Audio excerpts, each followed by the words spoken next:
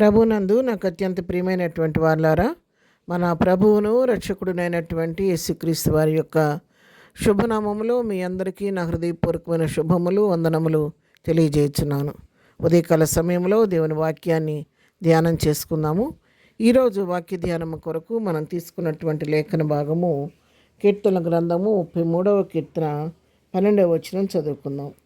యెహోవా తమకు దేవుడుగా గల జనులు ధన్యులు, ఆయన తనకు స్వాస్థ్యముగా ఏర్పరచుకునే జనులు ధన్యులు. ఆమెన్. దేవుని నామమునకు మహిమ కలుగును గాక.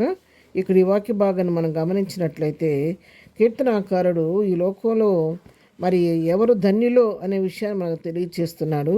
యెహోవాను ఎవరైతే దేవుడుగా కలిగి ఉంటారో మరి వారు ధన్యులు అని చెప్పి తెలియచేస్తూ ఉన్నాడు. అంతేకాదు, దేవుడు ఎవరిని ఏర్పరచుకుంటాడో తన స్వకీయ సంపాద్యంగా, తన స్వాస్థ్యంగా ఎవరిని ఏ జనులంటే దేవుడు ఏర్పరచుకుంటారో వారు ధన్యులు అని చెప్పి దేవుని వాక్యం మనకి ఇక్కడ సెలవిస్తూ ఉంది. లేదు, లోకరీత్యా మనం ఆలోచించినట్లయితే సహజంగా మనం ఎవరు ధన్యులు అనుకుంటాము? బాగా ఆస్తి అంతస్తు హోదా ఉన్నవారిని వీళ్ళకి ఎంత హోదా ఉంది, ఎంత ధనిలు అనుకుంటూ ఉంటాం. గొప్ప ఐశ్వర్యవంతులను చూస్తే వీళ్ళకి ఎంత ఆస్తి అంతస్తు ఉంది, మంచి ఐశ్వర్యం అనుభవిస్తూ ఉన్నారు, వీళ్ళు గొప్ప ప్రజలు, వీళ్ళు ధన్యులు, ఎంత ధన్యత వీళ్ళకి అనుకుంటూ ఉంటాం. ఒక మంచి పొజిషన్లో ఒక ఆఫీసర్ ర్యాంకులో ఉంటే, మంచి ఉద్యోగం ఉండి అనేక మంది కూలి వాళ్ళు తన కింద పనిచేస్తూ ఉంటే ఆయనకున్న పొజిషన్ని బట్టి, అధికారాన్ని బట్టి ఎంత గొప్ప జాబు దేవుడు ఇచ్చాడు ఈయనకి, ఎంత గొప్ప ఆశీర్వాదం అనుభవిస్తున్నాడు, ఎంతమంది పనివాళ్ళు తన ఇంటిలో కానీ ఆఫీసులో కానీ ఎంత చక్కగా ఎంత ఉద్యోగం ఉన్నతమిస్తులో ఉన్నాడు, అందరూ అతనికి నమస్కారం చేసేవాళ్ళేను, ఆయన ఎంత ధనికరమైన జీవితం జీవిస్తాడని చెప్పి అనుకుంటూ ఉంటాం.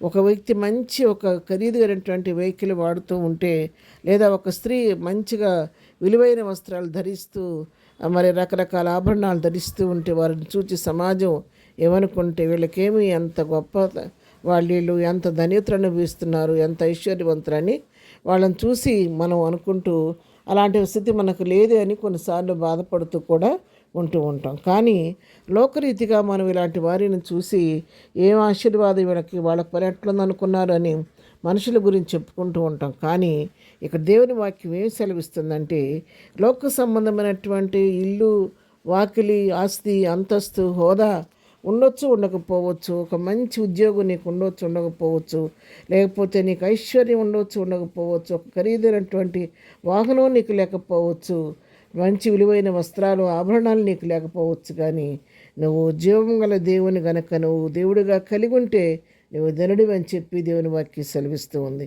ఈ లోక దృష్టిలో నువ్వు ఒక దరిద్రుడిగా ఉన్నప్పటికీ, ఎన్నిక లేని వాడిగా, త్రోసివేయబడిన వాడిగా నువ్వు ఉన్నప్పుడు కూడా, నువ్వేమి లేని వాడమైనప్పుడు కూడా నిన్ను ఆయన దేవుడు నిన్ను ఏర్పరచుకుంటే, ఆయనను స్వాస్థ్యంగా ఎన్నుకున్న బిడ్డవైతే, దేవుని చేత ఏర్పరచబడిన వ్యక్తివైతే నీవు ధనుడివి అని చెప్పి దేవుని వాక్యం సెలవిస్తుంది. ఈ లోక ఐశ్వర్యాలను చూసి కృంగిపోవద్దు, అలాంటి వారిని చూసి మీరు నీరసించిపోవద్దు. కానీ నా ప్రభు నా సొత్తు, నా ప్రభు నాకు దేవుడుగా ఉన్నాడు, నేను ఆయన సొత్తు అని ప్రభువుని బట్టి అతిశయించడం మనం నేర్చుకుందాము. ఇంకా 32వ కీర్తనలో కూడా మనం గమనించినట్లయితే మరి 2 విషయాలు మనం చూస్తాం ఇక్కడ. తన అతిక్రమములకు పరిహారము నొందినవాడు, తన పాపమునకు ప్రాయశ్చిత్తము నొందినవాడు ధన్యుడు. చూడండి, ఎవరి పాపాలైతే క్షమించబడ్డాయో, ఎవరి అతిక్రమాలు పరిహరించబడ్డాయో, ఎవరికి పాపానికి ప్రాయశ్చిత్తం చేయబడిందో వారు ధన్యులని చెప్పి వాక్యం సెలవిస్తుంది.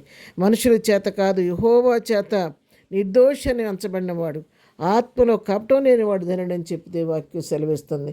ఈ లోక సంబంధమైన ఆభరణాలు కాదు, ఈ లోక సంబంధమైనటువంటి స్థితిగతులు కాదు, కానీ నీ పాపాలు క్షమించబడినందుకు మనం ధన్యులు, అందుని బట్టి అతిశయించాలి. ఆత్మలో కపటం లేని వారిగా మనం ఉన్నందుకు, నిర్దోషులుగా ప్రభు మనం తీర్చిదిద్దినందుకు దాన్ని బట్టి అతిశయిస్తూ ఆ ధన్యతను అనుభవించాలి. కానీ లోక సంబంధమైన వాటి గురించి మనం దిగులు పడకూడదు. ఉదయకాలం నువ్వు ప్రభు నెరిగిన బిడ్డగా ఉంటే, నీ పాపాలు క్షమించబడి ఉంటే, నువ్వు ప్రభువులో ఆనందిస్తున్న బిడ్డవైతే, యెహోవా చేత నిర్దోషించబడిన వాడివైతే, ఆయన స్వాస్థ్యంగా ఎన్నుకున్న వాడివైతే నీవు ధన్యుడవు. ఈ లోకంలో నీకు ఏమున్నా లేకపోయినా నువ్వు ధనుడివని దేవుని వాక్యం సెలవిస్తుండగా ప్రభు ఇచ్చిన ధన్యతని బట్టి అతిశయిస్తూ ప్రభుని స్తుతిస్తూ ముందుకు సాగిపోదాం. ప్రార్థన. ప్రేమ కలిగిన తండ్రి, పరిశుద్ధుడా, నీ పాదముల కొందనాలు. ఉదయకాలం మాకు ఇచ్చిన ఈ లేఖన భాగాన్ని బట్టి నీ కొందనాలు. అవును ప్రభా, ఈ లోక సంబంధమైనటువంటి వాటిని బట్టి మేము అతిశయించటం కాదు, వాటి కొరకు ప్రాకులాడటం కాదు, కానీ ప్రభా మాకు ఇచ్చిన రక్షణ బట్టి నువ్వు మాకు దేవుడుగా ఉన్నందుకు నేను స్తుతించి గణపరిచే కృప మాకు దయచేయండి. ఎంత గొప్ప ధన్యత మాకు ఇచ్చినందుకు నీ కొందనాలు ప్రభా. ఇదనం మేము చేయి పని పాటలో తోడుగా ఉండండి. రాకపోకల్లో క్షేమం దయచేయండి. ఇదనం బర్త్డే మ్యారేజ్ చేసుకుని దీవించండి, ఆశీర్దించండి. బలహీన వాళ్ళందరినీ ముట్టని స్వస్థపరచండి. దుఃఖంలో వారిని ఓదార్చండి. సంవత్సరం విడిపించండి. ప్రతి వారి పట్ల కృప విస్తరింపచేయమని యేసు నామములో ప్రార్థించడి పొందుకొని ఉన్నాము తండ్రి. ఆమెన్. ప్రభు కృప సదాకాలం మనందరికీ తోడై నడిపించును గాక. ఆమెన్.